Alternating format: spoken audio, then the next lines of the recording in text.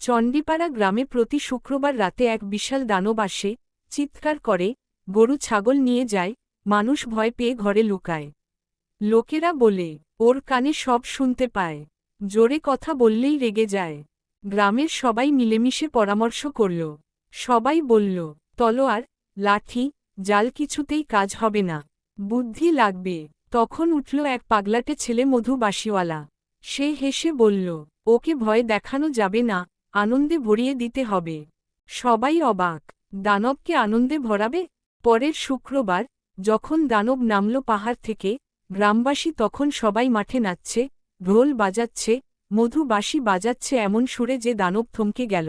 দানব বলল, তোমরা তো ভয় পাও না? মধু বলল, আমরা গান গাই, ভয় না। দানব চুপ করে বসে পড়ে, চোখ দিয়ে পানি পড়ে। সে বলল, আমি একা, গান শুনে শান্তি পাই, কেউ আগে এমন করেনি। তখন থেকে দানব আর গরু ছাগল নেয় না।